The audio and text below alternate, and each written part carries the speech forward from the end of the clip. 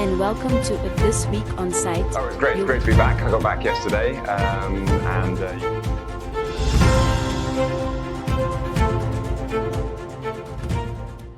It is a Friday, and welcome to This Week on CITE. My name is Zenzele. This is the show where we look at the stories that made the news headlines during the week, and it's always interesting. Lots of stories are happening, and unfortunately, there's nothing interesting politically. It's always issues and conflicts and discussions and debates, but well, I don't know what to say. My name is Zenzele, and as usual, I'm with my comrade, my friend, my partner in crime, Alice, CITE's AI news presenter. And let me say we've been doing well with Alice. You know, Alice is featuring everywhere and anywhere, and most of the times when there are conferences talking about AI, Alice, which one I mention, Alice, it's a good Friday to you.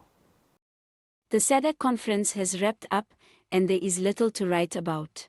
With the summit over and no significant developments, especially regarding the much-talked-about SADC report on elections, the big question now is, what happens next? That is a very political but serious question. You know, one of the things that many people are asking is that now that SADC is gone, so what happens to the villas that we built? You know, who now runs those villas? Can we go and rent? But at least in Harare, they managed to get roads. But on the issue of the opposition, it's really one of the things that maybe as Zimbabweans we need to talk about.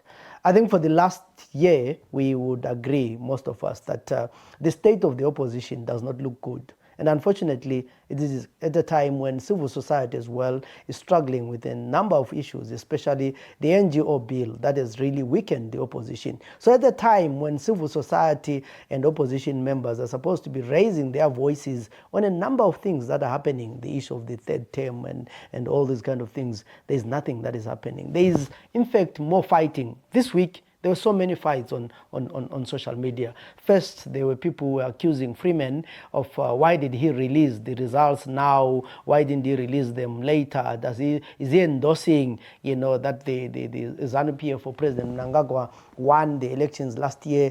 But Freeman was clear in his analysis that according to the results that they have, they think that no one got a 50 plus 1%. But also, I think while we really don't like what is going on, we need to be open with each other. We need to be transparent. We need to self-introspect.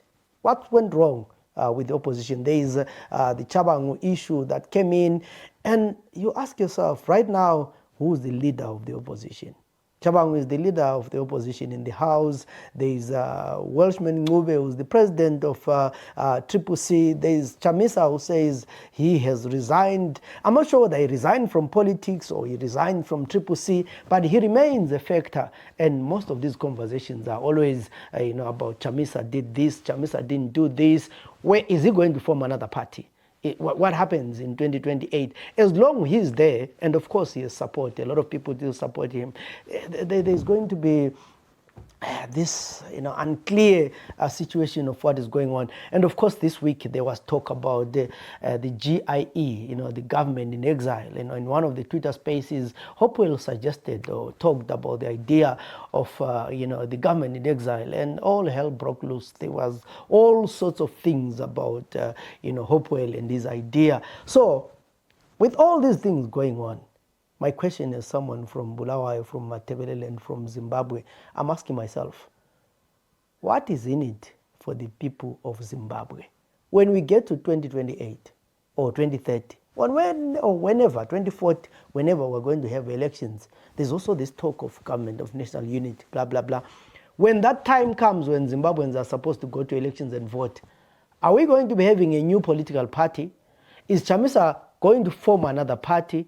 Is Welshman and CCC going to contest the elections? What is going on? What will happen? For now, I think we can agree that the state of the opposition is probably at its worst since 2000, and it doesn't help the Zimbabwean who deserves to get a functional country where there is opposition raising serious critical issues and challenging the government in power to deliver on what they promised during elections. Still on the issue of SADC and politics, the president of Mozambique, Filipe Nyusi, was around this week opening the agriculture show. What I like about the man is that in his speech, that was supposed to be about agriculture, he decided to throw a bit of politics. I think he was telling his comrade that, comrade, why don't you do like I am doing? He said, Mozambique is going to be going to elections, or it's going to be electing a new leader on the 9th of October, I think. He said 9th of October. And he is not going to be contesting the elections. The Mozambicans are going to be choosing a new leader who is very young. He is in his 40s. And Nyusi is going to retire. But in Zimbabwe, we have a group of ZANU-PF people who are calling on Parliament and the ZANU to amend the constitution so that we extend the term of an 80-something-year-old president so that he gets beyond 2030. Mnangagwa is one of the, if not the only remaining person who was in cabinet since 1980. So for over 44 years, he has been in, 44 years, he has been in government, making decisions. Clearly, even if we extend his term for 2 or 3 years, what new idea can he bring in? But anyway, I'm not Zimbabwe. I guess at some point the Zimbabweans will decide if we go to a referendum whether they want the current president to extend his term. On October 9th, my country will elect the President of the Republic, members of Parliament, the provincial governors, and members of the provincial assemblies. Myself, I will not run. It is at this moment I want, on behalf of myself and my family, to express my deep gratitude to the people of Zimbabwe, your government, Mr. President, and to you, my dear brother, for the affection and the support provided to me over the last 10 years that I have served the Mozambique people. It has been a privilege to work tirelessly with you, Mr. President, to keep alive the traditional relations of brotherhood between the Mozambican and the Zimbabwean people. I am proud of what we have achieved together. I am confident that, Mr. President, you will continue to guide the relations between Zimbabwe and Mozambique towards the progress of both countries.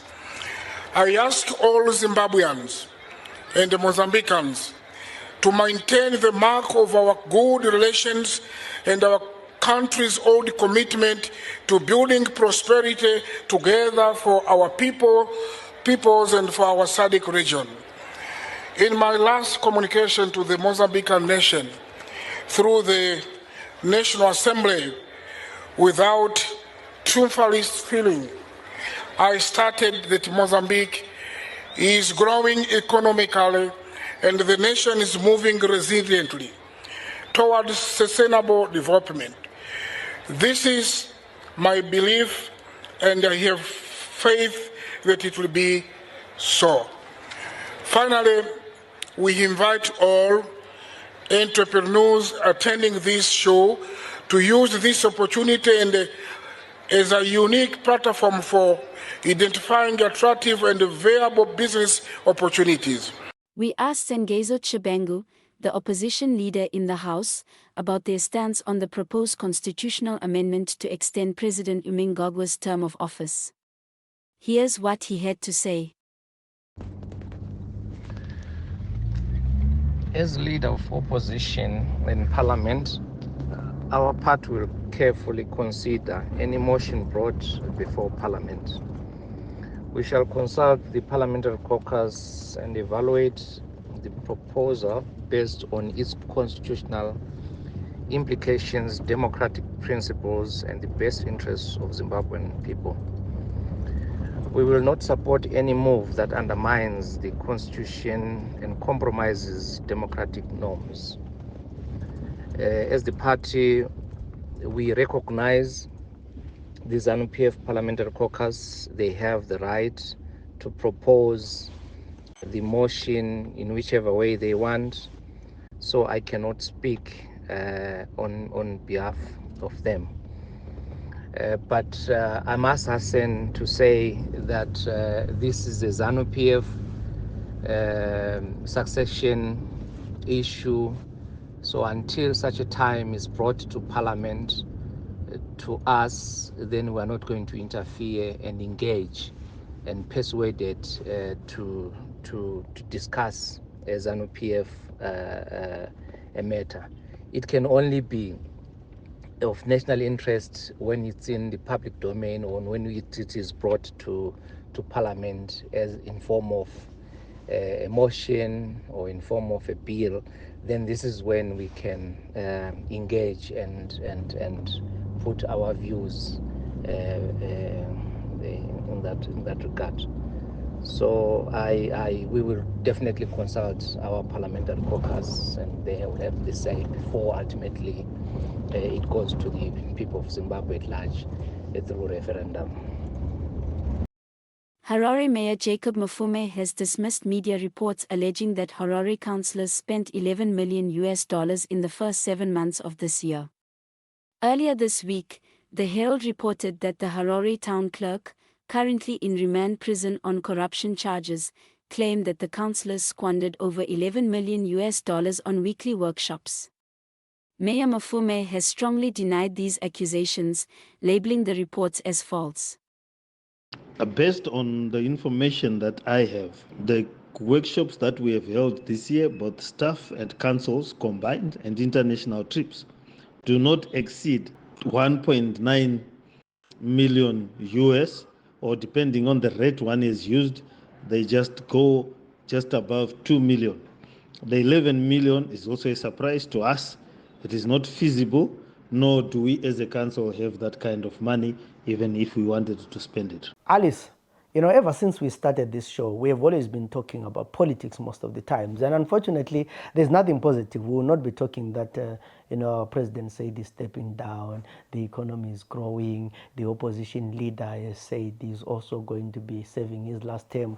It's always problems after problems. But I hope that in our lifetime, in our generation, there will be something positive and something nice to talk about. Anyway, away from politics, I hear there will be loads of meat in Namibia. The government of Namibia, I'm told, has decided to kill a lot of wildlife, so wild animals, to feed the people of Namibia. Can you tell us more about that story? Namibia is taking a wild approach to tackle its worst drought in a century, literally. The country is planning to cull over 700 wild animals, including elephants, zebras, and hippos, to turn them into dinner for communities facing severe food shortages. According to the Ministry of Environment, Forestry, and Tourism, this culinary safari includes 83 elephants, 30 hippos, 60 buffalo, 50 impala, 100 blue wildebeest, and 300 zebras. These animals, all from areas with sustainable populations, will be culled by professional hunters, ensuring that the menu is well stocked. The initiative is a 2-for-1 deal. It aims to reduce the pressure on water resources and grazing lands while also addressing the growing tension between humans and elephants, who aren't too picky about where they find their next meal or drink. I think I have to visit Namibia one of these days. Imagine the choice from zebra to hippo to wildebeest to elephant. After all, I didn't see giraffes, because if you eat a zebra and a hippo, giraffe will be good meat as well. But anyway, on that meaty note, please, it's a Friday today. Enjoy your Friday. Enjoy your weekend. And I'm Alice. Please don't forget to share, like and follow my X account at CITE. Have a good weekend.